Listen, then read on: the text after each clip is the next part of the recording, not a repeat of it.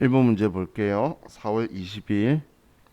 당사는 단기 투자 목적으로 시장성 있는 주식을 주당 2만 원에 2,000주를 매입하고 매입 수수료 30만 원을 포함하여 보통 예금에서 이체하였다.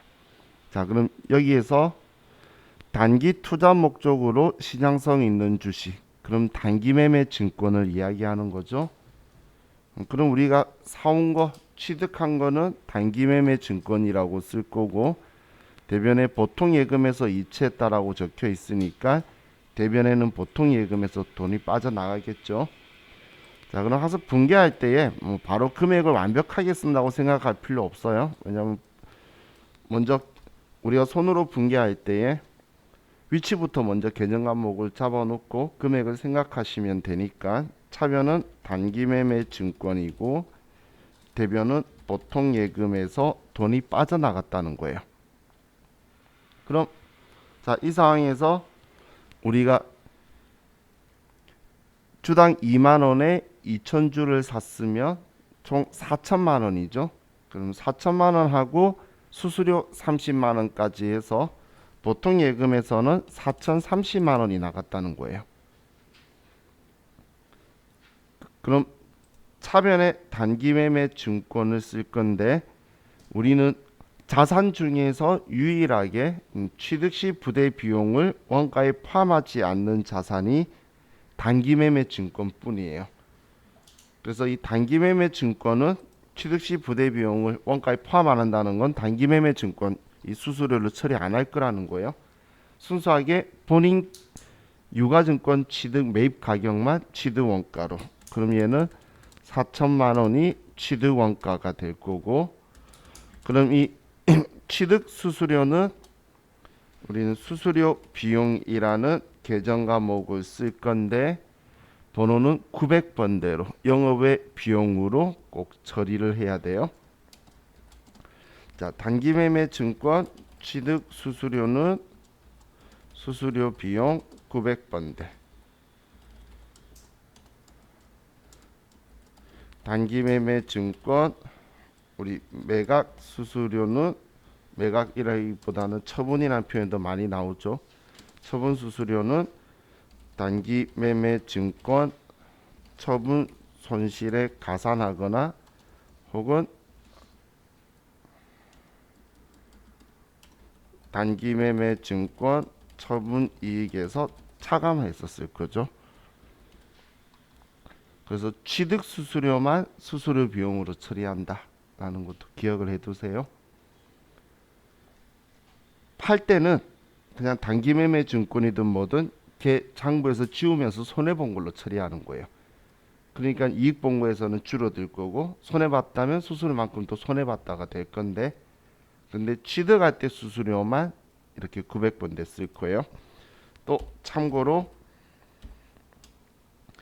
수수료 비용에서 비용 중에 900번대를 쓰는 경우는 단기 매매 증권 취득 수수료하고 그리고 문제에서 요구할 때 이 두 경우에만 쓰지 그 외에는 900번대 수수료를 쓸 일은 없어요.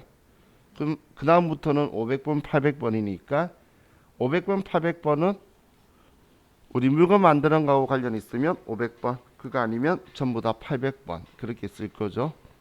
그렇기 때문에 이 수수료 비용도 이 두 경우에만 900번대 쓴다. 이렇게 같이 기억해 두시면 좋을 것 같아요.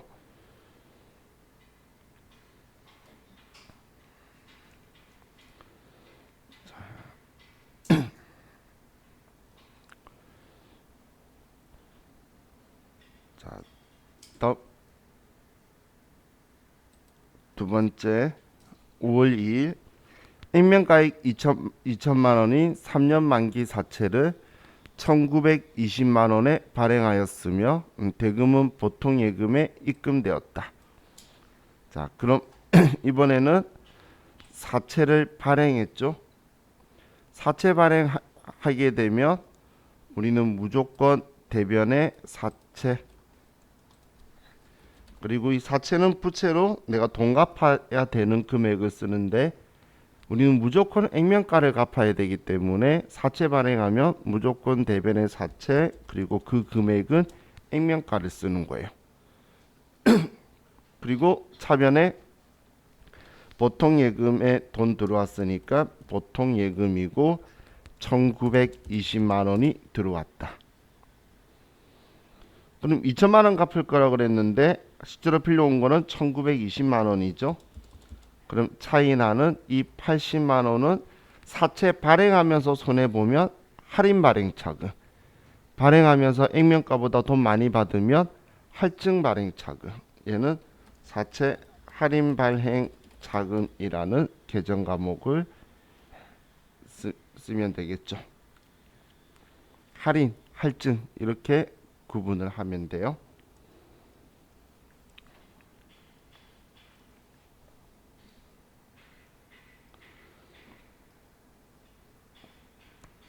자, 다음 세 번째 5월 9일 미지급 세금으로 처리되어 있던 1기 예정신고분의 부가가치세 미납분 120만 원을 납부불성실 가산세 만원과 함께 보통예금에서 이체하여 납부하였다. 단 납부불성실 가산세는 판매관리비의 세금과 공가로 처리할 것. 자, 이런 문제 나오면 자, 우리가 단순하게 접근할 수 있겠죠. 자, 보면 미지급 세금으로 처리가 되어 있대요. 이거 지금 납부한다는 거니까 지우는 거고, 보통 예금에서 이체해서 납부했다니까 대변에 보통 예금에서 돈 나갈 거고, 그죠? 그리고 납부불성시 가산세는 판관비 세금과 공가로 처리하래요. 그럼 우리 위치 다 잡을 수 있지 않나요? 지금 얘 보면 단순하게 보통 예금에서 돈 나갔다는 거 알겠죠? 그럼 대변에 보통 예금에서 돈이 나가고, 지금 나가는 게 미지급 세금으로 처리되어 있던 거니까 미지급 세금을 지울 거고, 그리고 가산세도 같이 나가는 거잖아. 그럼 차변에 세금과 공가 800번대다. 이렇게 계정 과목을 다 줬죠. 그럼 지금 우리가 준 돈은 미지급 세금으로 되어 있던 120만 원과 세금과 공가 우리 납부불성실 가산세 만원까지 해서 121만 원이 나갔다는 거죠. 그렇죠? 알고 보면 그냥 이렇게 말할 수 있겠죠. 다 알려줬다고. 계정 과목 다 줬으니까 우리가 이걸 가지고 차변 대변에만 잘 쓰면 되는 거네요.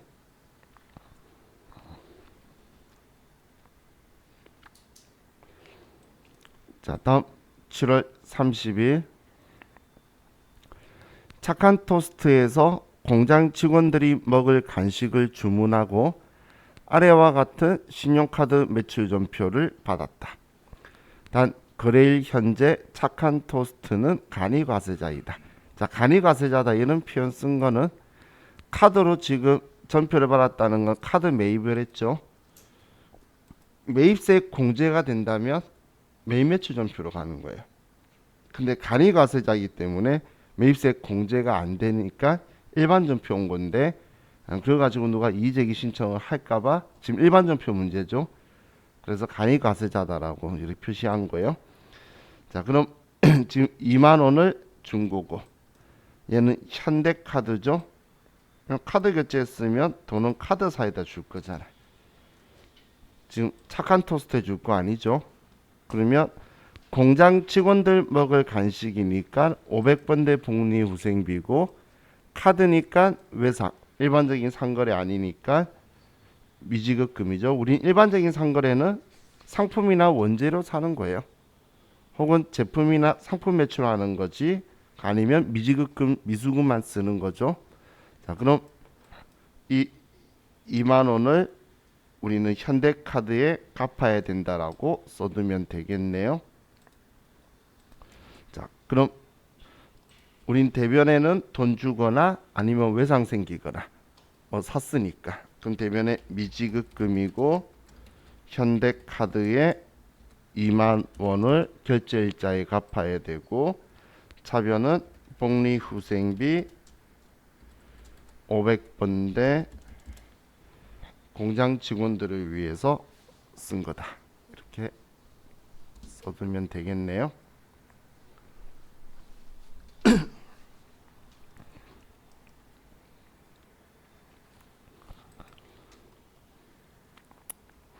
자, 다음 8월 21일 외상 매출금 계정에 있는 해외 매출처인 뉴욕 주식회사에 대한 외화 외상 매출금 4만 달러가 전액 회수되고 원화로 환가되어 보통 예금에 입금되었다. 자, 그럼 자, 이번에 여러분들 이 문제 봤을 때 보통 예금에 돈이 들어왔고 외상 매출금으로 적혀 있던 금액이 들어왔다는 거 알겠나요? 그럼 차변의 보통 예금이고 대변의 외상 매출금을 지워야 되겠죠. 돈 받았으니까. 그럼 먼저 위치부터 제가 항상 잡자라고 했어요. 금액부터 바로 뛰어들지 마세요. 그럼 차변의 보통 예금이고 대변의 외상 매출금 뉴욕 상사다. 뉴욕 주식회사다. 자, 이렇게 썼어요. 그럼 대변의 외상 매출금 쓴 거는 장부에 있던 거 지운 거고 차변의 보통 예금은 오늘 돈 들어온 거죠. 그럼 외상 매출금 적혀 있는 거는 과거에 외상 매출금 인식할 때 적혀 있던 환율로 장부에 적혀 있던 거 지우는 거잖아. 그럼 그때 당시에는 우리는 4만 달러에 달러당 1150원으로 해서 4,600만 원으로 우리 외상 매출금이 장부에 적혀 있었죠. 그리고 오늘 보통 예금에 돈 들어오는 오늘 우리가 받는 돈은 4만 달러이기 때문에 오늘 환율로 계산을 하면 4,800만 원이라는 거예요. 그럼 우리는 4만 달러 받는 거기 때문에 4,800만 원이 들어왔는데 내 장부에는 4,600만 원이라고 적혀 있던 외상 매출금을 지우는 거죠. 그럼 200만 원 차이가 났네요. 자, 두 가지로 생각할 수가 있죠. 내 장부에 4,600 받을 게 있다라고 했는데 4,800만 원이 들어왔어요. 그럼 이익이다라고 볼 수 있겠죠. 또 대변에 써야 되잖아. 대변의 자리는 수익이죠. 차변이 비용이고. 그래서 이번에 우리가 득을 봤구나라는 걸 생각할 수 있는 거예요. 그러면 지금 우리는 외화로 인해서 환율의 차이로 이익을 본 걸 외환 차익이라고 쓸 거죠. 자, 지금 외화에 관련된 문제를 꽤 많이 보시게 될 건데 지금 현재 출제위원이 좋아하기 때문에 외화에 대해서 제가 기억하자라고 하는 거고 우리가 외화 거래에서 외화 관련해서 회수하거나 상환하는 거 한마디로 일반 전표나 메인 매출 전표에 외화의 차이를 쓰게 되면 차익 외환 차손을 쓸 거고 우리가 기말 환산 혹은 평가를 할 때 한마디로 결산할 때의 결산 문제에서는 외화 환산 이익, 외화 환산 손실이라는 계정 과목 쓸 거다. 이 두 개도 절대로 헷갈리시면 안 돼요. 자, 그럼 지금 이제 5개 분개했으니까 일반 전표에 이 5개 전표를 이제 입력하도록 합시다.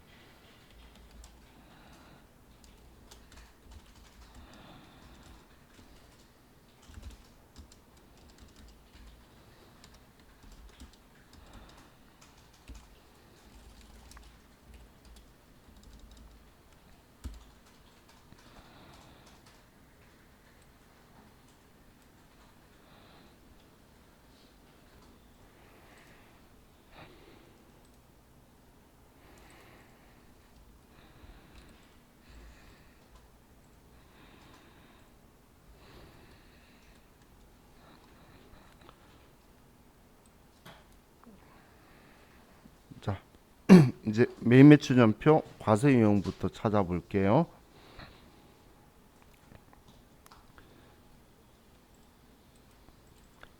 자, 첫 번째는 전자세금 계산서를 발급받았다라고 적혀 있죠. 세입계약서 받았으면 불공제 사유인지 볼 건데 토지 정집이에요. 공장 신축하기 위한 토지 정집이면 우리는 토지 사용 가능할 때 들어간 부대 비용이라서 토지라고 처리할 거죠. 그럼 토지의 자본적 지출 관련이네. 불공제 사유니까 54번 불공이 될 거고.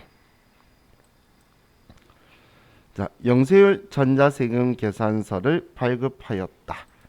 구매 확인서에 의해. 그럼 12번 매출 영세죠. 영세율 세금계산서 발급했으니까 12번 매출 영세고.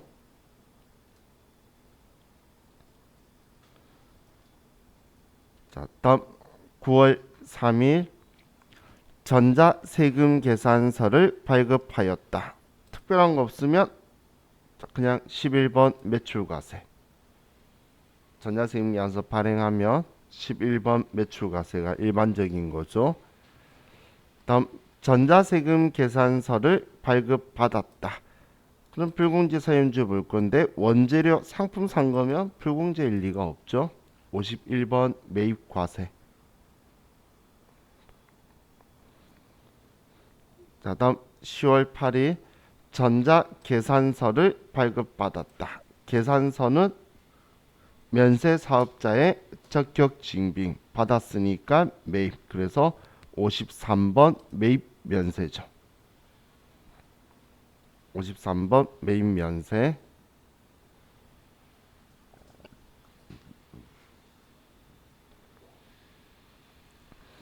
자, 그래서 자, 이런 거 조심하셔야 돼요. 거래 내용 보면 접대, 우리 접대는 불공제 이렇게 접근하시면 안 되죠. 과세 유형은 증빙 서류를 가지고 잡자라고 했어요. 이건 부가가세 준 적 없기 때문에 매입세 공제되니 안 되니 이런 말 하면 안 되는 거라 그랬죠. 그죠? 자, 그럼 이제 1번 문제부터 볼게요. 자, 7월 10일 공장을 신축하기 위하여 구입한 토지에 대한 토지 정지비로 백두건설 주식회사로부터 전자세금 계산서를 발급받았다. 토지 정지 비용으로 1,100만 원을 보통 예금으로 이체하였다. 그럼 분기에는 전액 1,100만 원 다 토지가 될 거고 토지 취득가 포함할 거라서, 그리고 대변에 보통 예금에서 나갔다. 이렇게만 쓰면 끝나는 거죠.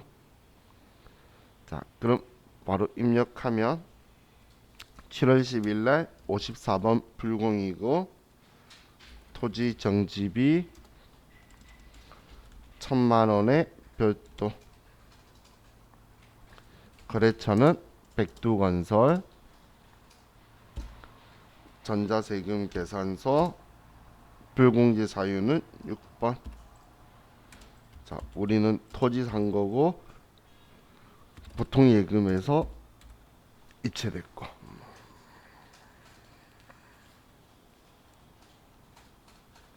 토지 산 거란 표현 좀 그렇다, 그죠? 산 게 아니고 토지 취득원가에 포함하는 거고.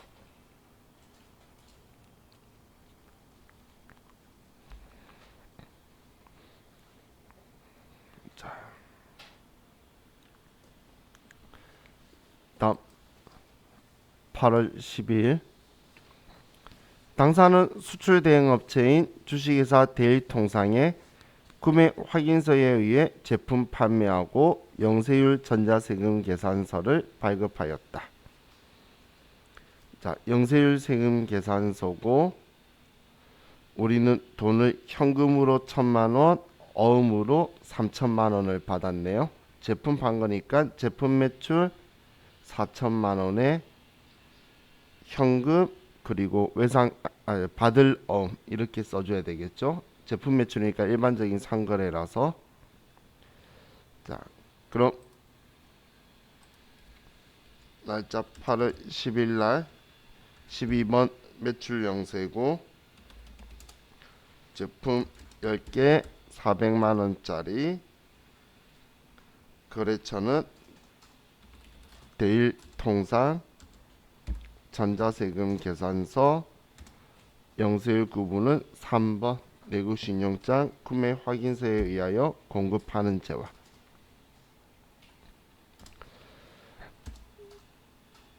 자, 대변의 제품 매출 맞고 차변의 현금으로 1,000만원.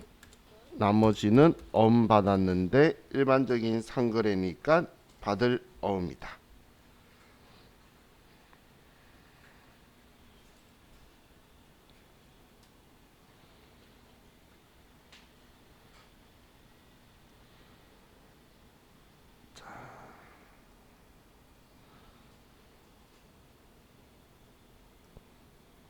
다음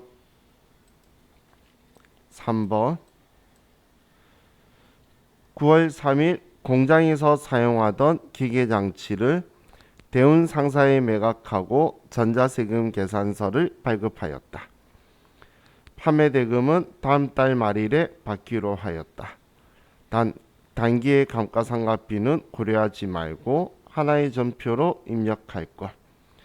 자, 매각 대금이 330만 원 부가세 포함이고 취득가액 600, 매각 당시 감가상각 누계액이 200만 원이에요. 자, 그럼 자, 지금 우리가 판매한 기계장치의 판매 시점에 장부가액이 얼마죠? 400만 원이죠. 600에 샀는데 200 다른 거잖아. 400만 원짜리인데 우리는 지금 얼마에 판 거죠? 300에 판 거죠. 30만 원은 내 거 아니야. 받아서 줄 거잖아. 그죠? 그럼 내 장부에 400만 원짜리다라고 적혀 있던 걸 300만 원에 팔았으니까 우리는 100만 원 손해라는 거 알겠죠? 제가 항상 이런 문제 풀 때마다 이렇게 생각하는 이유가 내가 매입 매출 전표에 입력했는데 100만 원 손해다라고 안 나오면 틀렸다 생각하고 다시 점검하라는 거예요. 우리가 생각하는 그대로 결과가 장부에 나와야 되는 거예요. 항상 뭐든지 팔면 내 장부에 적혀있던 금액하고 내가 판 금액하고의 차이가 처분 손익이에요. 일반 전표든 매입 매출 전표는 전표 입력에는 어떤 걸 팔든 간에. 그럼 얘도 그렇게 나와야 되겠죠. 자, 그럼 그러기 위해서 우리가 장부에 기계장치가 600에 샀는데 200 달았다고 적혀있기 때문에 그래서 600만 원을 지워주고 200만 원 감가상각 누계액을 지워줘야 되는 거예요. 그리고 돈 받는 거 쓸 건데 우리는 매입 매출 전표에서 300만 원에 별도 쓰면 자동으로 대변에 30만 원 부가세 예수금이 붙어요. 그렇기 때문에 차변에 돈 받는 건 330을 써야 맞아지겠죠. 그때 100만 원 손해니까 마이너스 100만 원이다라고 위에 떠야지 잘한 거라는 거예요. 그럼 유형자산 처분 손실 쓰면 되겠죠. 자, 그럼 입력해 보면 9월 3일 날 세금계산서 발행한 거니까 11번 매출과세고 기계장치를 300만 원에 별도에 팔았어요. 대운상사한테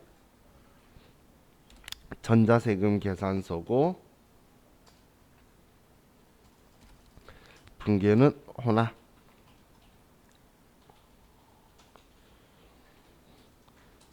자, 제품 매출이 아니고 이제 우리가 판 기계장치 지워야지. 그럼 기계장치 600만 원에 사온 거 차변에 기계장치 짝지 감가상각 누계액 200만 원이다. 이게 기계장치를 장부에서 지우는 거죠. 다음 차변에 돈 받는데 이 돈은 다음 달 말일날 받기로 했대요. 일반적인 상거래 아니니까 미수금이고 330만 원. 그럼 위에 마이너스 100만 원이라고 떴죠. 그럼 정확하게 입력이 됐다는 거죠. 차변에 유형자산 처분 손실이다. 100만 원 이렇게 하면 입력이 끝나네요.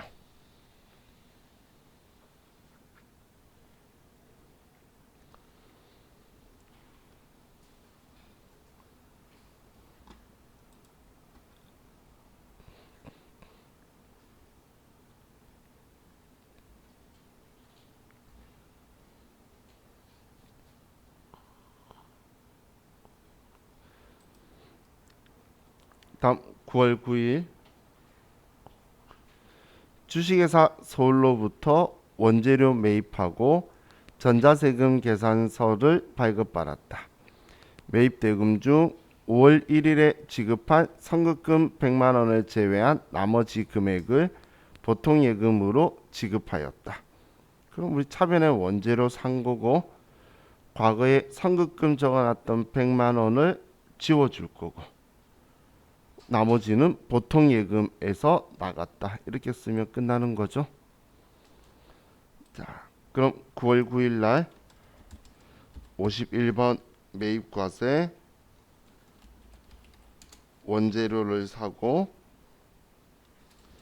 금액은 1,300만 원의 별도 거래처는 주식회사 서울. 자, 그럼 차변에 원재료 산 거 엔드 치면 정리 끝나고 대변에 선급금이 100만 원. 나머지는 보통 예금에서 지급했다.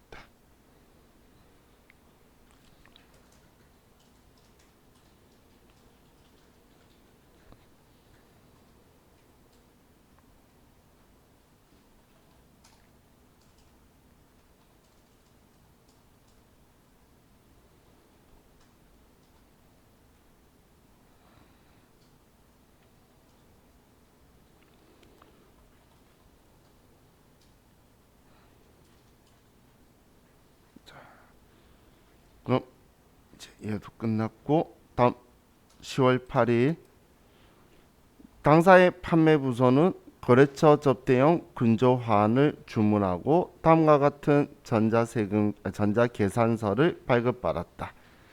그럼 우리 53번 매입 면세인데 거래처 접대용이니까 우리 판매 부서니까 800번대 접대비고 아래 외상 미수금이네 받은 게 그러면 일반적인 상거래 아니니까 미지급금이라고 쓰면 되겠죠.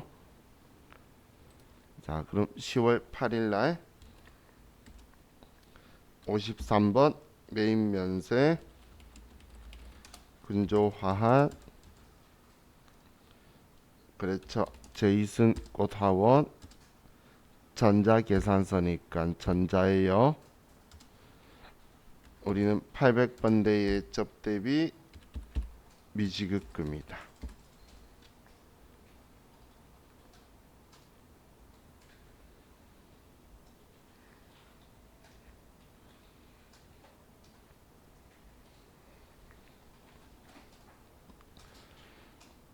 자, 이렇게 하면 이제 매입 매출 전표는 끝났고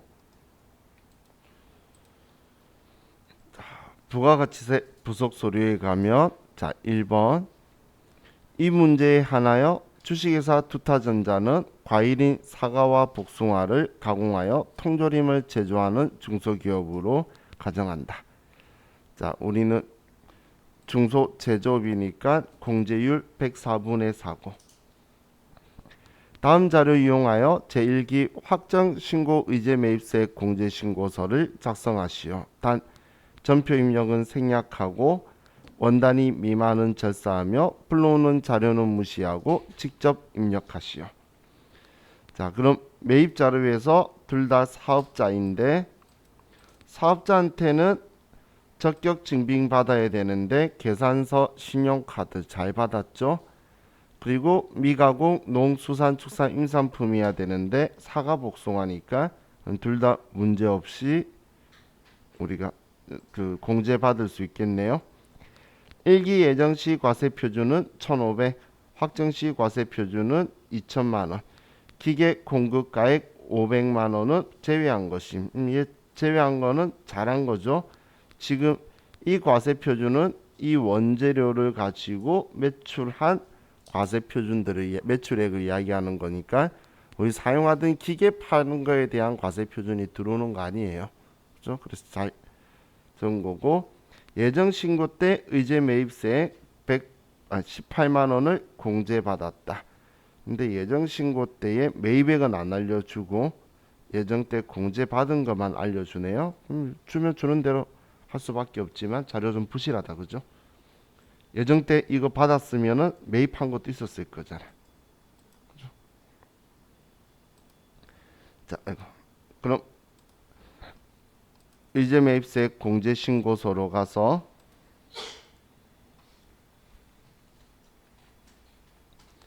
4월부터 6월 첫 번째 한솔청과 2021년 5월 31일 계산서고 우린 사과를 샀고 1000개 1000만원 104분의 4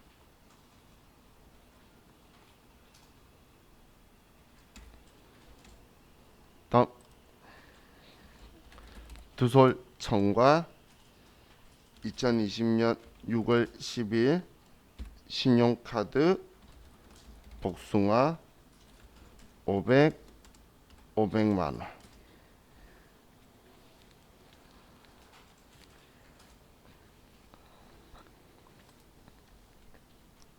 자 이제 입력 끝났으니까 예정신고 과세표준은 1,500만원 확정신고는 2,000만원 매입액은 예정가 안 알려줬으니까 얘는 신경 쓰지 말고 이미 공제받은 거에서 예정신고 때 공제받은 거 18만원이다 이렇게만 써주면 되겠죠.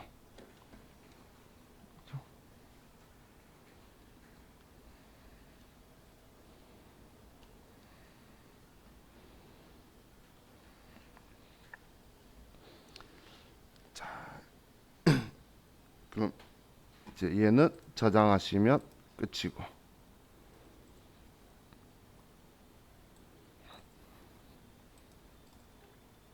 다음 2번 다음 자료를 이용하여 주식회사 두타전자의 21년 2기 확정신고 기간에 대한 부가가치세 신고서를 작성하시오. 단 부가가치세 신고서 이외에 부속서류 및 과세표준 명세 입력은 생략하며 신고서 작성을 위한 전표 입력, 생략, 세부담이 최소화되도록 작성하시오. 자, 먼저 매출 자료에서 제품 매출에 세금계산서 발급한 거는 과세의 세금계산서 1번 칸에 가면 될 거고 신용카드로 결제한 제품 매출은 전자세금계산서 미발급된 거 신용카드만 있는 거는 우린 과세의 신용카드 현금영수증 3번 칸에 가면 될 거고 내국 신용장에 의한 재화의 공급 영세율 전자세금계산서 발급한 거는 영세의 세금 계산서인 5번 칸에 가면 될 거고 재화의 직수출액의 1억 2천은 영세율 대상이며 전자세금 계산서 미발급했대요. 그럼 영세의 기타 4번 칸에 가면 될 거고 다음 대손 확정된 매출 채권이 있대요. 대손세액 공제 요건을 충족했어요. 그럼 부가가치세 200만원은 안 내도록 해달라고 해야 되는 거죠.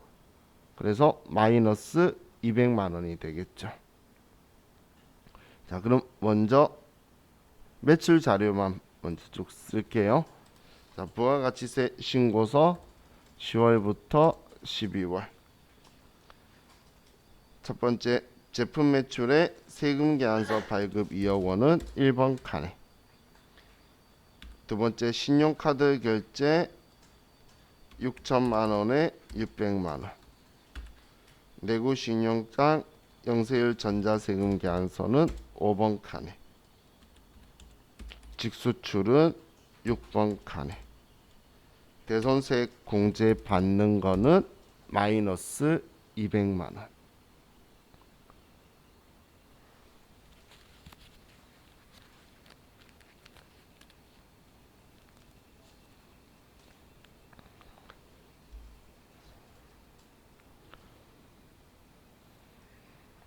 이렇게 있으면 이제 매출은 되었고 다음 매입에서 원재료 매입한 거는 세금 계산서의 일반 매입 세금 계산 수취한 거니까 10번 칸에 들어갈 거고 법인카드로 구입한 원재료 이거는 우리 41번 칸에 신용카드의 일반 매입에 들어갈 거고, 매입세 공제 요건 충족이니까. 거래처 접대용 선물 세트 매입한 게 있죠. 세금계산서 수취했고 고정자산 아님. 그럼 이 금액은 10번 칸에 1억 5천이랑 같이 합쳐서 쓰고, 그리고 우리는 50번에서 불공제에서 뺄 거예요. 다음 원재료 매입이 900만 원 있는데 예정신고 누락분이며 전자세금계산서는 정상적으로 수취됐대요. 그러면 예정 누락분에 있는 38번에 900만 원에 90만 원 이렇게 써주면 되겠네요. 자, 그럼 원재료 매입 거래처 접대용 선물 세트 매입을 같이 써야 되죠. 10번 칸에 1억 5천 770만 원이고 1577만 원이 될 거고, 16번에 50번 가서 770만 원에 77만 원은 공제 안 되니까 넣었다 빼고,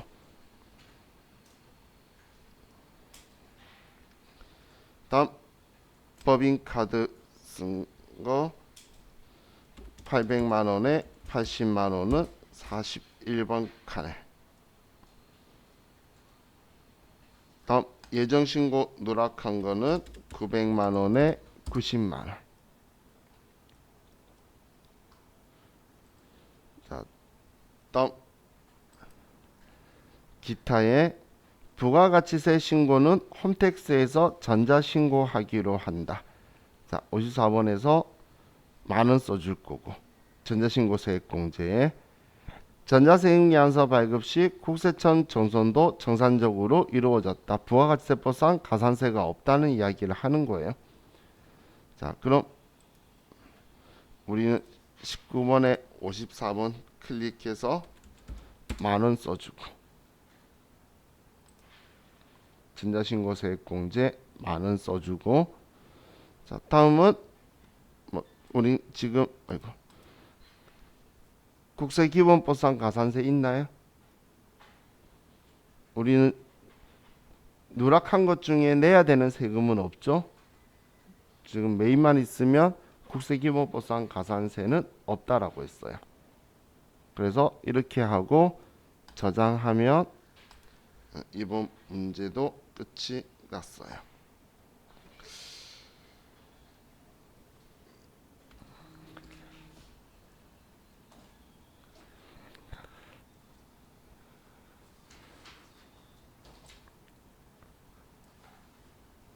자,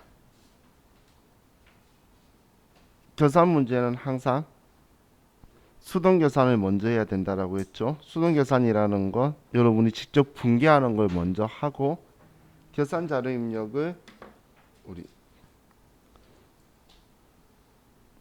뒤에 계산 자료 입력하는 걸 뒤에 해야 된다라는 거예요. 자, 그럼 1번에 21년 2기 부가가치세 확정신고와 관련하여 부가가치세 대급금 1,200만 원 및 부가가치세 예수금 2천만 원 그리고 전자신고 세액공제 만 원이 발생하였다. 부가가치세 관련 회계 처리를 하시오. 납부세의 경우 미지급세금, 환급세액의 경우 미수금, 전자세액공제는 자비익으로 처리하시오. 자, 그럼 여러분이 얘네들 위치 먼저 한번 잡아보세요. 지금 위치 먼저 한번 잡아보세요. 분계 위치 말하는 거예요.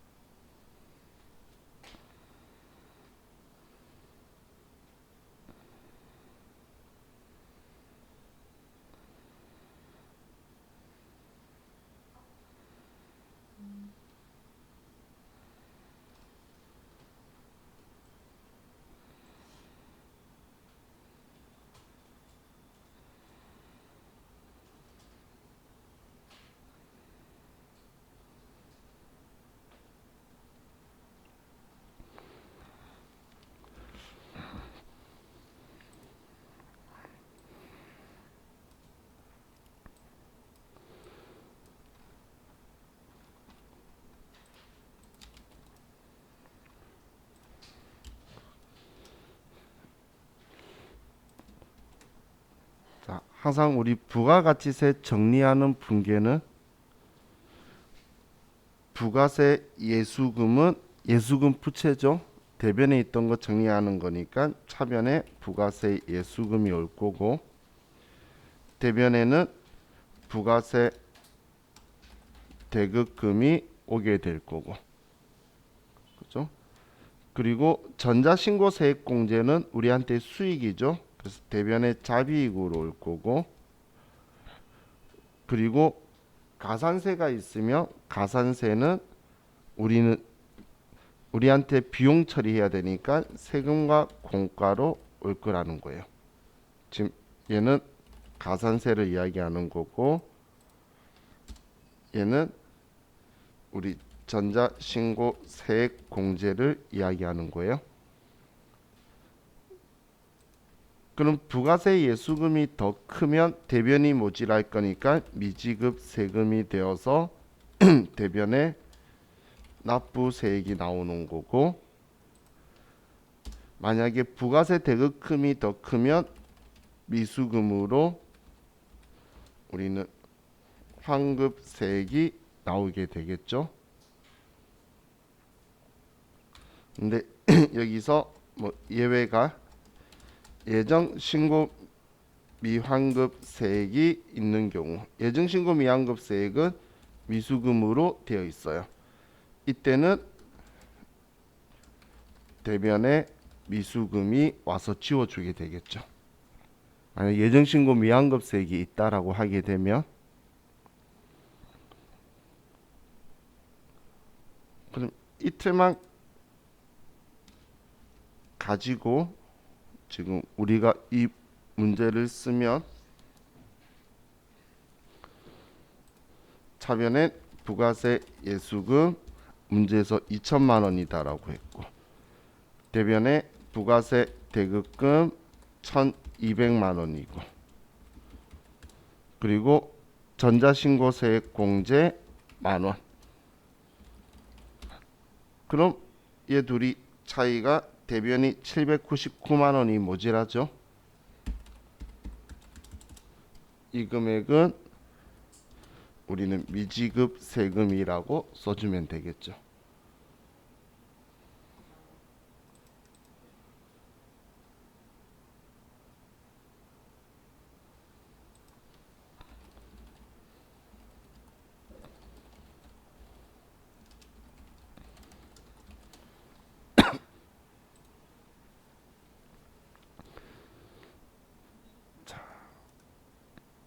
그럼 답은 이거고, 자 다음 2번. 당사는 부동산 임대사업을 하고 있다. 11월 1일 임차인으로부터 6개월치 임대료 120만 원을 미리 받고 수령일의 전액 임대료 수입 매출로 계상하였다. 단 월화 계산으로 하며 회계 처리 시 음수로 입력하지 말 것. 자, 이번엔 이연에 대한 건데, 자, 제일 중요한 건 우리가 회계 처리를 기존에 지금 10월 1일 날 돈을 받으면서 어떻게 처리했냐가 제일 중요한 건데, 임대료 수입이라는 영업 수익 매출로 계상을 했다는 거예요. 그죠? 지금 시험에는 무조건 알리바이가 들어가 있어요. 그래서 일반 전표에 아니면 메인 매출 전표나 일반 전표에 우리는 400번대의 매출이라 했으니까 임대료 수입이라고 대변에 써뒀다는 이야기예요. 그죠? 그럼 대변에 임대료 수입이라고 처리했는데 지금 올해 거 아닌 거 내년 거를 지금 취소해 줘야 되겠죠? 지금 우리가 하려는 게 그거죠. 내년 거 취소. 그럼 지금 6개월치가 120만 원이니까 한 달에 20만 원이라는 거네요. 그럼 내년 4월 30일까지니까 내년 4달, 올해는 2달 만이고, 그러면 80만 원을 취소해 줘야 되겠죠. 그래서 차변에 임대료 수입, 이건 400번대였죠. 방금 얘가 80만 원을 취소하게 될 거고, 이건 미리 받은 수익이다. 선수 수익 80만 원을 처리해 두면 되겠네요. 미리 받은 수익이다. 비용에 대해서 이야기 나오면 선급 비용, 수익에 대해서 나오면 선수 수익, 미리 받은 수익이다. 미리 준 비용이다. 이걸 쓰는 거예요.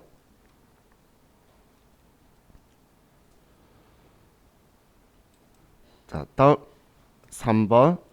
아래 제시된 자료를 토대로 당초에 할증 발행된 사채 이자 비용에 대한 회계 처리하시오. 단 전표는 하나로 입력할 것. 자, 제 생각에는 여러분들이 기억이 안 날 것 같아요. 할인 발행 이자 지급 시 회계 처리, 할증 발행 이자 지급 시 회계 처리. 자, 보면 차변에 이자 비용, 유효 이자, 지금처럼 뭐 보통 예금에서 돈 주면 대변에 보통 예금, 액면 이자, 사채 할인 발행 차금 이렇게 나올 거고, 할증 발행은 이자 비용 유효 이자 쓰는 건 똑같고, 얘는 사채 할증 발행 차금이고, 보통 예금에서 액면 이자.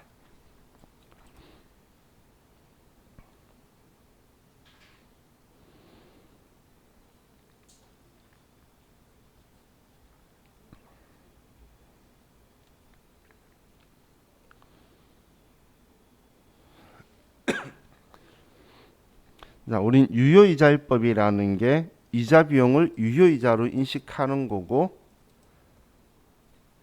그리고 무조건 이자 지급액은 액면 이자를 줄 수밖에 없는 규칙인 거예요. 이거 법이 정해놓은 거예요. 규칙이 아니라. 이거 주는 건 법이 정한 거고, 이 이자를 인식하는 건 회계 기준이 정한 거고. 그럼 이걸 제가 기억하자라고 말한 이유가, 시험에서는 세무위급에서는 이거 계산하는 거 안 시켜요. 대신 3개 중에 2개의 값을 준다는 거예요. 지금 3개 중에 2개의 값을. 그럼 지금 이 문제는, 자, 보면 할증 발행되었죠. 그럼 할증 발행에 대한 이자 비용 회계 처리인데, 액면 이자는 55만 원, 할증 발행 차금 상각액은 21만 5,230원이래요. 그럼 지금 이걸 이야기하는 거죠. 액면 이자는 보통 예금에서 55만 원이 나가고, 그리고 사채 할증 발행 차금 상각액이 21만 5,300원이고, 그럼 차이 나는 33만 4,700원이 이자 비용이 되는 거예요.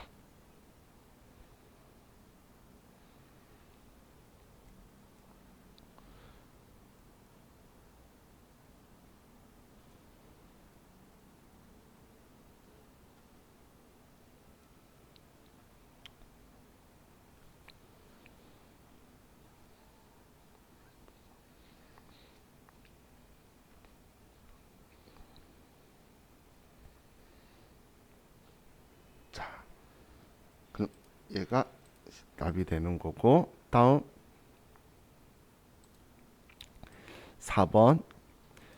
당해 연도 퇴직급여 추계액은 생산직 1억 원, 관리직 6천만 원이고, 이미 설정된 퇴직급여 충당 부채액으로는 생산직 5천만 원, 관리직은 2,500만 원이다. 퇴직급여 추계액 100%를 퇴직급여 충당 부채로 계상한다. 자, 이건 자동 계산 가서 생산직 5천이 있는데 퇴직급여 충당 부채 잔액이 1억 만들 거면 5천만 원 보충하면 되고, 관리직은 2,500이고 근데 6천만 원 할 거니까 3,500만 원을 더 보충하면 되겠죠. 그리고 그럼 이제 얘는 자동 계산 가서 하고 5번에 계산일 현재 외상 매출금 잔액과 미수금 잔액 3%에 대하여 대손을 예상하고 대손 충당금을 보충법에 의해 설정하시오. 그럼 자 이거 자동 계산할 건데 꼭 기억 체크하세요. 매출 채권만 한다라고 생각하시면 안 돼요. 받을 의미 있는데도 설정 안 할 때가 있어요. 그럼 외상 매출금과 미수금이고 3% 설정한다. 설정하라고 하는 것만 해야 될 거잖아요. 그죠? 그래서 뭐뭐 설정하라고 하는지도 봐야 되지. 급하게 그냥 평소에 자주 매출 채권에 대해서 많이 시키니까 그 습관처럼 해버리시면 안 돼요. 자, 그럼 우리 4번, 5번은 자동 계산할 거니까 1, 2, 3번만 일반 전표 12월 31일자로 해서 1, 2, 3번만 먼저 수능 계산을 할게요. 자, 먼저 입력하시고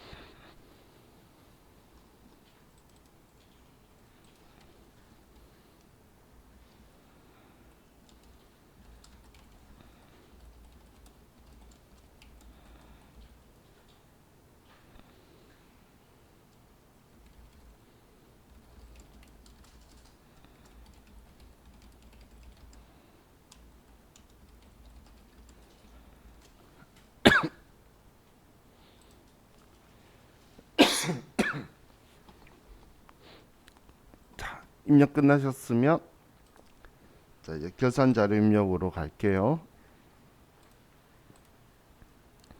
자 결산 자료 입력에서 엔터 치고 자 먼저 4번에 퇴직급여에서 생산부 직원은 노무비에 508번 500번대 퇴직급여에 추가의 금액 5천만 원을 써주고 퇴직급여 1200에 다음 우리 판관비 급여에 800번대 퇴직급여에 퇴직급여 1200에 3,500만 원 써주고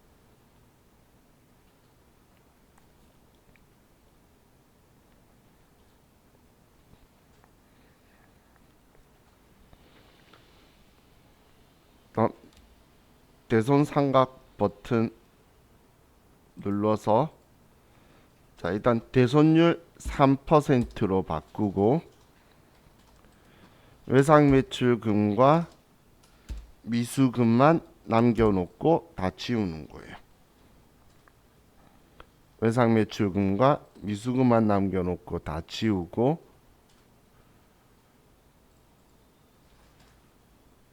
그리고 결산 반영. 자 이제 전표 추가하면 결산 문제는 끝이 나죠.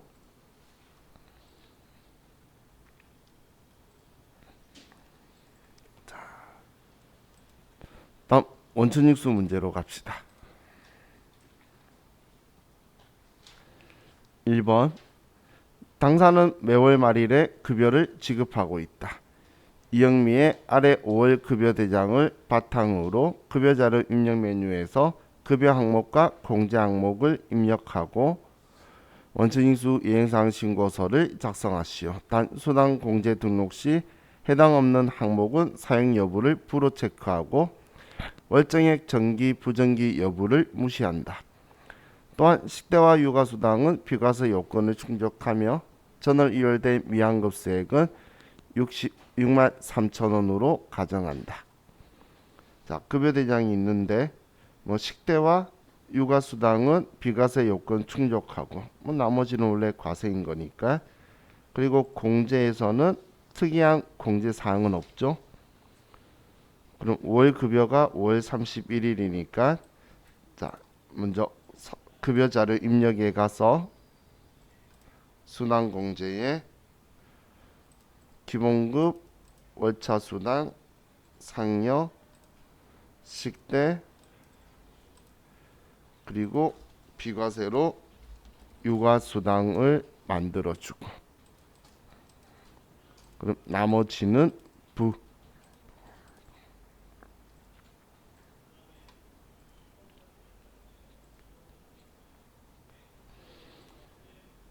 자, 그럼 확인하고 5월달 급여 5월 31일 날 자, 이영미 급여를 써주고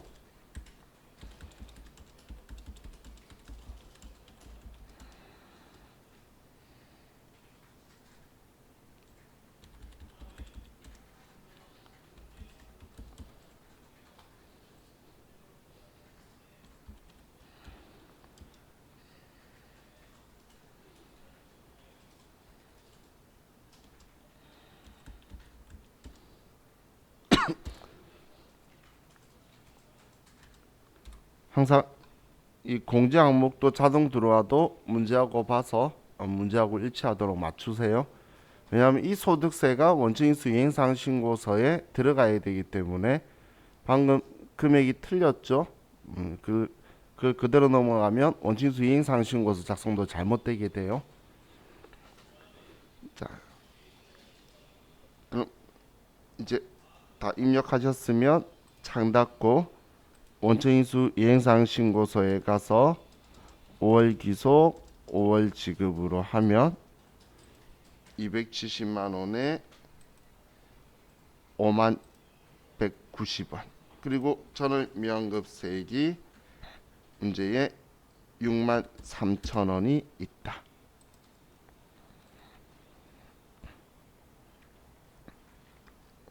이렇게 하고 창 닫으면서 저장하면 얘는 끝. 자, 다음 이제 연말정산 있죠. 자, 이번에 다음 연말정산 관련 자료를 보고 사무직 사원 최민상의 세부담 최소화를 위한 연말정산 초과자료 입력 메뉴에 연말정산 입력 탭을 입력하시오. 다음 부양가족 탭은 무시할 것. 자, 그럼 첫 번째 보험료에서 보험료 보기 전에 추가 자료부터 볼게요. 배우자 소득 없고 자녀 소득 없고 모친 어머니는 부동산 임대 소득 금액이 2,400만 원. 어머니가 소득 금액이 있으시네요. 그죠? 체크하고 봐야 되겠죠. 자, 일단 보험료에서는 본인 저축성 보험료, 저축성 보험료는 누구라도 안 되고 본인 자동차 보험, 배우자 자녀 보장성 보험 문제 없죠. 다음 의료비는 본인 보약 구입비, 건강 증진 목적 보약 구입비는 안 되고 모친 질병 치료 목적 병원비인데 어머니는 71세셔라서 우리는 경로자 65세 이상이 되시고 최민상 카드로 썼대요. 카드에서 어머니 병원비 포함되어 있으니까 이중 문제니까 신경 안 써도 되고, 배우자 임플란트 문제 없고, 본인 대학원비는 대학원은 본인만 되니까 문제가 없고, 모친 노인대학원 등록금은 안 되고 직계전속의 교육비 안 되죠. 자녀 유치원비 문제 없고, 본인 종교단체 기부금 문제 없고, 배우자 정치자금 기부, 정치자금 기부는 본인만 된다라고 했어요. 그래서 안 되고, 다음 본인 신용카드에서 의료비 항목 중 신용카드로 결제한 건 이중공제니까 문제 없고, 그럼 대중교통 이용분 정통시장 사용액은 따로 빼서 쓸 거고, 배우자도 대중교통 정통시장은 따로 빼서 쓰면 되겠네요. 자, 그럼 이제 우리 구분했으니까, 자, 연말정산 추가 자료 입력 메뉴에 가서 최민상,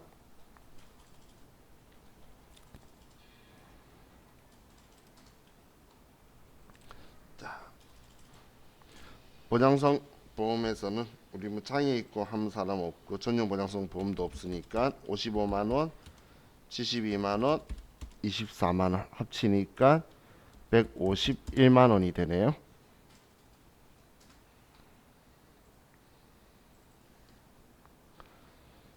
자, 다음 의료비에서는 어머니는 65세 220만원, 배우자는 그 밖에 공제 대상 200만원.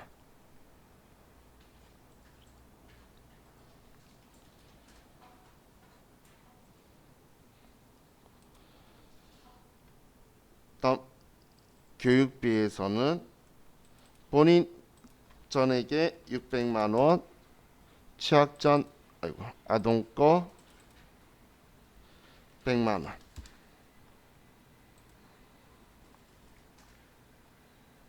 다음 기부금은 본인 종교단체 기부금이 300만원.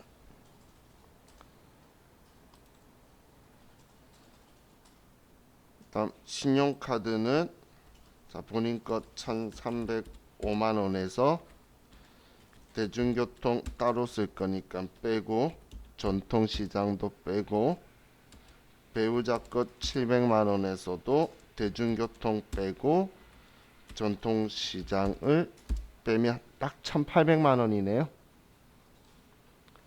그럼 신용카드에는 1800만원을 쓰면 되고,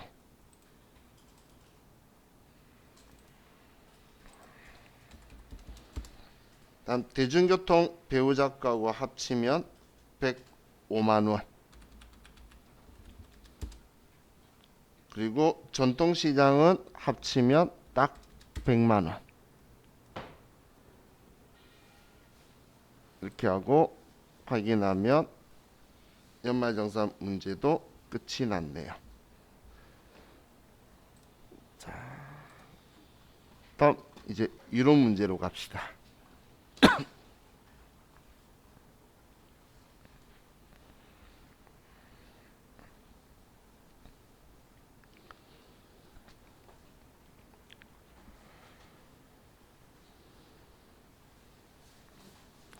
자, 625페이지 1번.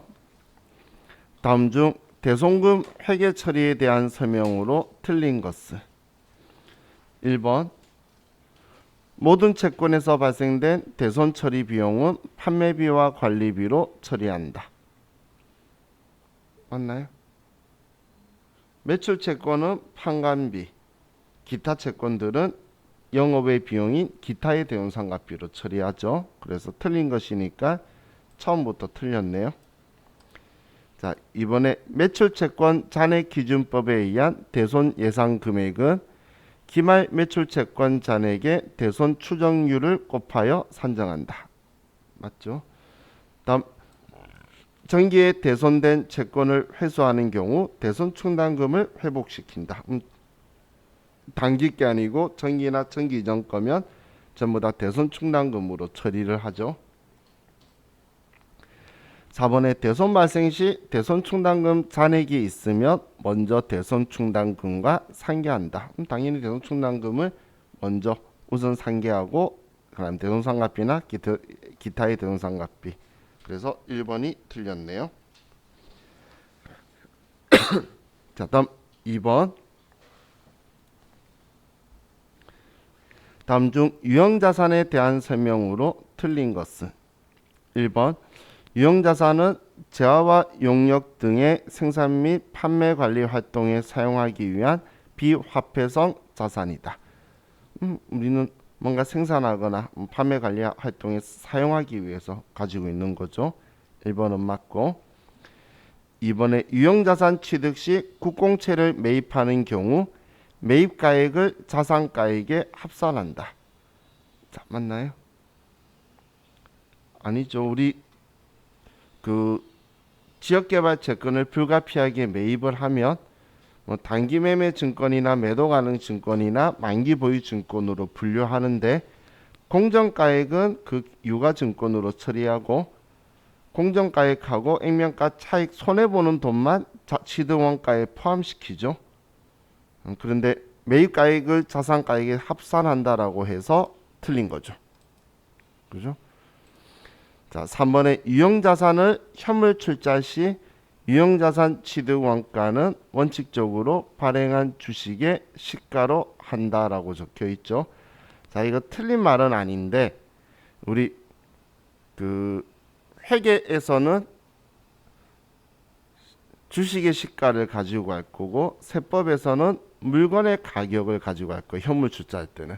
그것 때문에 이 제기를 누가 걸어서 여기는 세법이다 회계다라고 표 안 했다라고 이제 뭐 그런 식으로 했나 봐요. 그래서 3번도 맞음이라고 번호는 아마 답에 보면 적혀 있을 거예요. 근데 정확하게 틀린 건 2번이고 3번은 이 제기 신청에 의해서 답이 3번도 맞음이 된 거고요.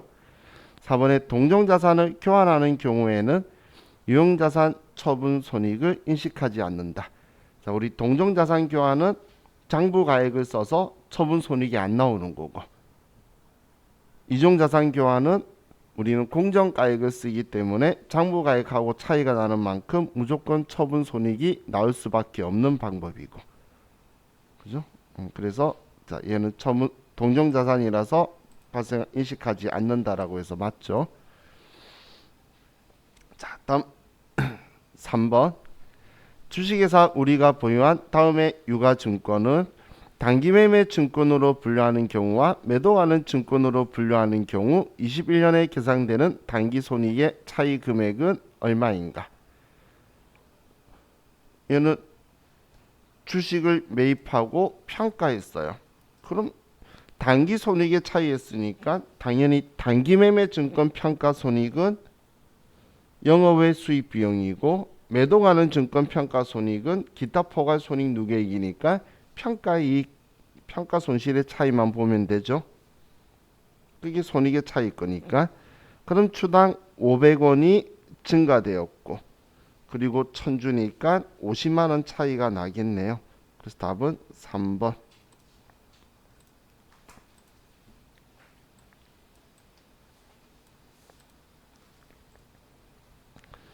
자, 다음 4번. 자, 다음은 재고자산에 대한 설명이다. 가장 옳지 않는 것은 1번 할부 판매 상품의 경우 대금이 모두 회수되지 않더라도 상품의 판매 시점에서 판매자의 재고자산에서 제외한다. 맞죠?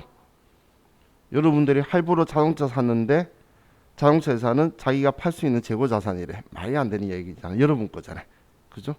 그래서 제외한다. 맞고. 자, 2번 재고자산의 매입 원가는 매입 금액의 매입 운임, 하용료, 보험료, 취득 과정에서 정상적으로 발생한 부대 원가를 가산한 금액이다. 맞죠? 취득 시 부대 비용들이네요. 여기에 둔 게. 다음 3번 선적지 인도 조건인 경우 판매되어 운송 중인 상품은 판매자의 재고자산에 포함된다. 아니죠. 선적지 인도 조건이면 내가 매입자의 입장이라면 내 건데 판매자의 입장은 아니죠. 그죠? 선적지가 지나간 거니까 판매자 재고 자산이 아니라 매입자 거죠. 그래서 3번은 틀렸고 4번에 재고 자산 장부상 수량과 실제 수량과의 차이에서 발생하는 감모 손실의 경우 정상적으로 발생한 감모 손실은 매출 원가에 가산한다. 우리는 정상 감모 손실은 매출 원가에 포함 가산, 그리고 비정상 감모 손실은 영업 외 비용으로 처리한다. 그래서 답은 3번이 틀렸네요. 자, 다음 5번.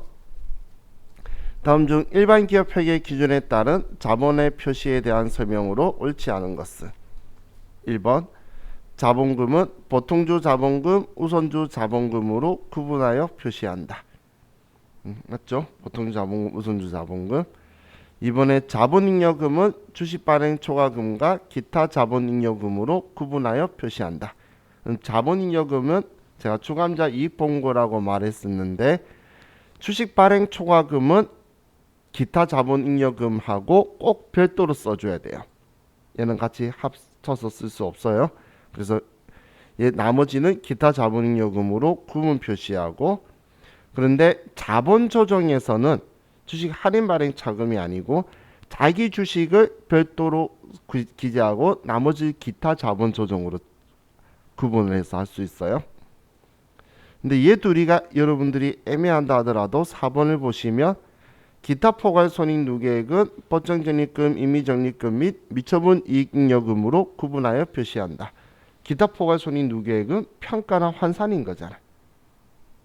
그죠? 매도가는 증권 평가 손익, 재평가 잉여금 뭐 이런 거죠. 지금 얘 법정적립금, 임의적립금 얘는 이익잉여금 이야기죠. 그래서 4번이 틀렸죠. 그죠? 자, 다음 6번. 다음 자료에 의하여 제조원가에 포함될 금액은 얼마인가? 자, 일단 간접 재료비는 제조원가에 들어갈 거고, 제조원가는 우리 단기총 제조원가처럼 그걸 생각하시는 거예요. 공장 화재보험료, 공장장 급여, 제조경비죠. 제조기계 감가상각비, 제조공장 임차료. 이 생뚱맞게 얘네들 우리 이런 게 원가에 포함될 거라고 생각하는 분 아무도 없으시죠? 영업부권을. 그럼 얘네들 다 더하면 되겠네요. 그죠? 얘네들 전부 다 25만원, 5만원, 85만원, 75만원, 12만원 전부 다 더하면 58만원.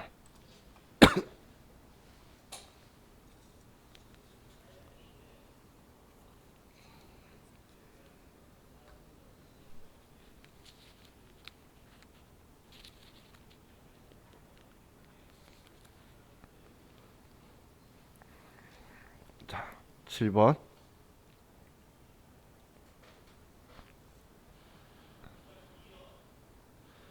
자, 다음 중 보조부문 원가 배분 방법에 대한 설명으로 옳지 않는 것은. 자, 보조부문이에요.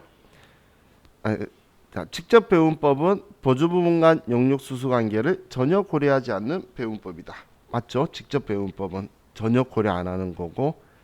2번 단계 배분법은 배분 순위를 고려한 배분 방법이다. 어떤 걸 먼저 배분하냐에 따라서 금액이 달라지는 거죠.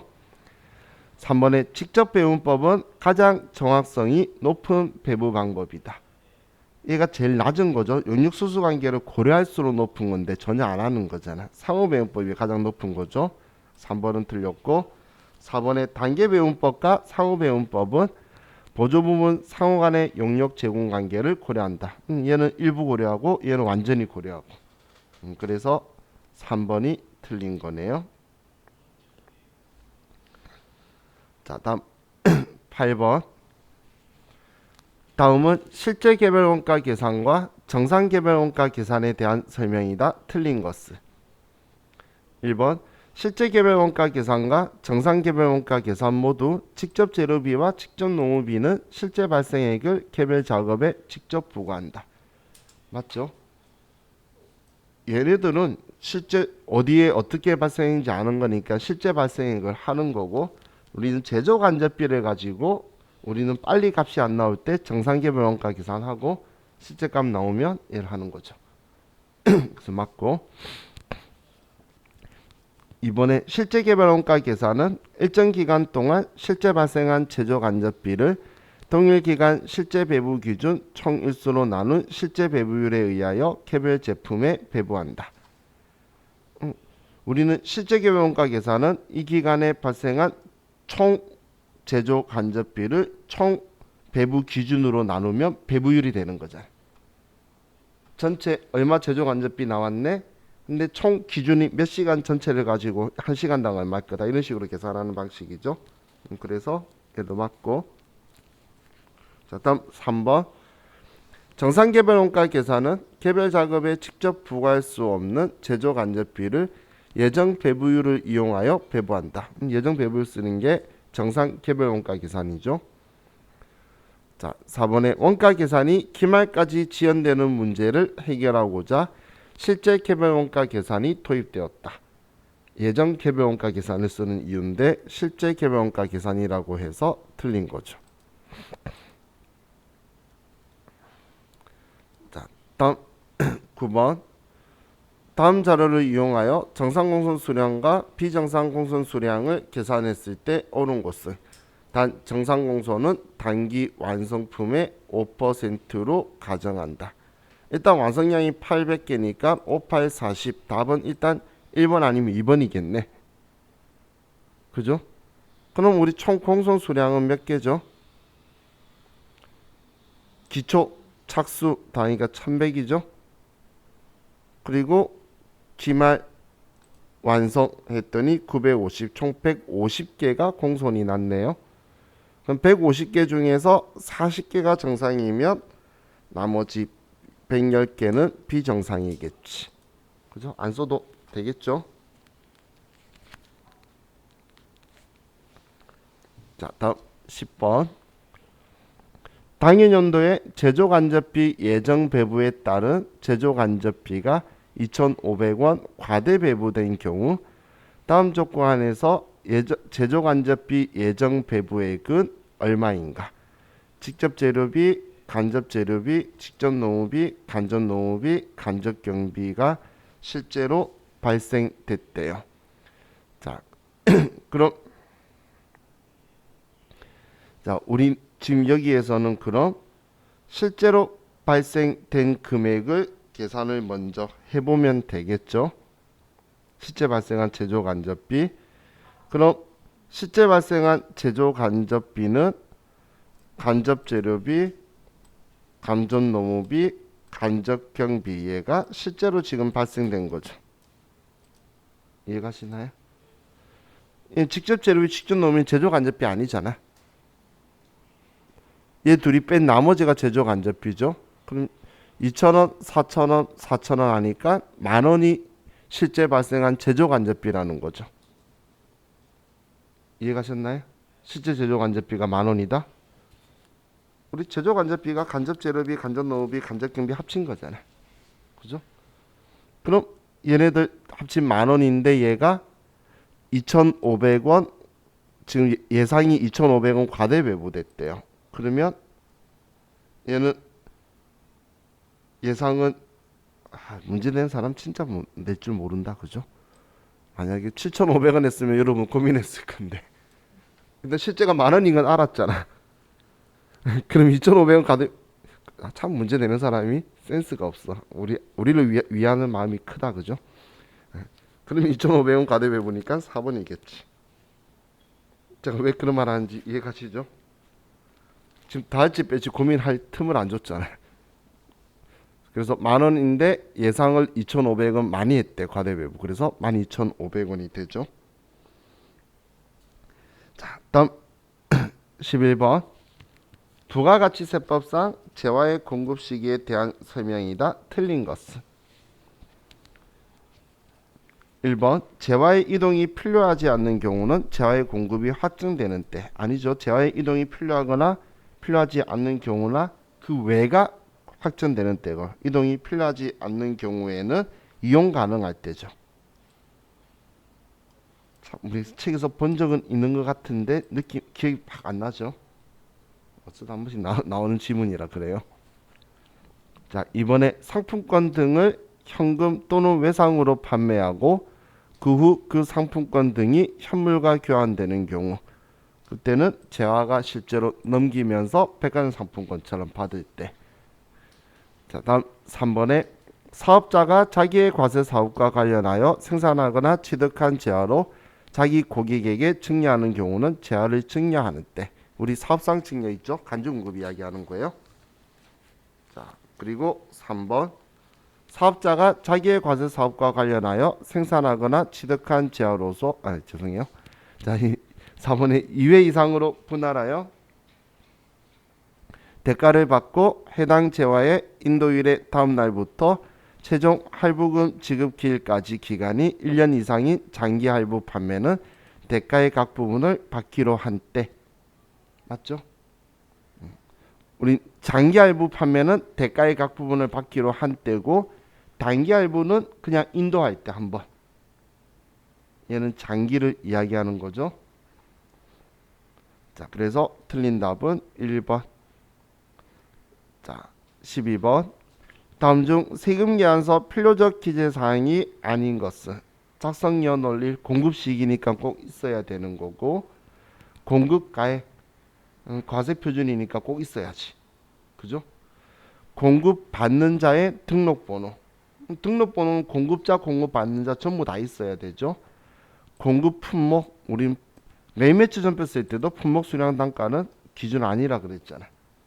그러면 당연히 필요적 기재 사항이 아니니까 뺀 거죠. 자, 다음 13번. 주식회사 군용은 제품을 외국에 수출하는 업체이다. 당사 제품 5만 달러를 수출하기 위하여 21년 11월 20일에 선적하고 대금은 12월 10일 수령하였다. 수출 관련 과세 표준은 얼마인가? 그럼 우리는 지금 11월 20일이 선적일이고 미래에 돈 받으면 선적일 기준 환율을 쓸 거죠. 그죠? 대고객 외국한 매입률 이런 거는 실제 돈 환가할 때 들어가는 거고, 그러면 11월 20일 환율을 가지고 5만 달러를 하면 5천만 원이네요. 그래서 답은 1번이 되겠네요. 자, 다음 14번. 소득세법상 종합소득공제 중 기본공제에 대한 설명으로 가장 옳지 않는 것은 1번 종합소득이 있는 거주자에 대해서는 기본공제 대상자 한 명당 영 100만 원을 곱하여 계산한 금액을 그 거주자의 해당 과세기간의 종합소득 금액에서 공제한다. 맞나요? 그렇죠? 우리 기본공제는 1인당 150만 원씩 이랬잖아. 그죠? 우리 프로그램에도 나올 건데 여기 보면 기본공제 150씩 찍혀 있는 거 보이죠? 그죠? 지금 얘네들 보면 막 이런 그 센스 있게 나중에 이론할 때 참고할 때 쓸 수 있는 정보들이 군데군데 적혀 있어요. 계산할 때. 자, 그래서 1번은 틀렸고, 자, 2번 거주자의 배우자로 해당 과세기간 소득금의 합계액이 100만 원 이하인 사람은 기본공제 대상자에 해당한다. 맞고, 거주자의 배우자로서 해당 과세기간 총급액이 500만 원 이하의 근로소득만 있는 배우자는 기본공제 대상자에 해당한다. 근로소득만 있다면 총급여 500만 원까지 되고, 4번에 거주자 형제자매가 기본공제 대상자에 해당하기 위해서는 형제자매의 나이가 20세 이하이거나 60세 이상이어야 된다. 맞죠? 그래서 틀린 답은 1번. 자, 다음 15번. 다음 중 이자소득 원칙적 수입 시기에 관한 설명으로 맞는 것은 1번 보통 예금의 수입 시기는 이자를 지급받기로 한 날이다. 얘는 언제 이자를 받기로 되어 있는지 죄송해요. 얘는 이자를 지급받기로 한 날이 아니라 실제로 이자를 지급받는 날이에요. 그 받기로 한 날이다라는 이 부분이 틀렸고, 자, 이번에 통지예금의 이자는 통지한 날을 수입 시기로 한다라고 되어 있는데, 통지예금은 돈 찾으러 가겠습니다 통지하고 금융기관에서 오케이 해서 찾아가서 돈 빼는 날이에요. 인출일이니까 틀렸고, 3번에 정기적금의 이자는 실제로 이자를 지급받는 날을 수입 시기로 한다. 정기적금은 실제 이자를 수령한 날 맞고, 자, 그리고 4번은 비영업 대금의 이자는 실제로 이자를 지급받는 날을 수입 시기로 한다. 비영업 대금의 이익은 우리가 그 계약서에는 언제 주기를 해놓고선 저 사람이 아직 이자 안 줬어요. 이런 이야기를 일일이 맞춰서 대응 안 해줘요. 약정주의를 따르기 때문에 우리는 계약서에 적혀 있는 날에 따라가요. 실제 받는 날이 아니고. 그래서 답은 3번이 되겠네요. 자, 우리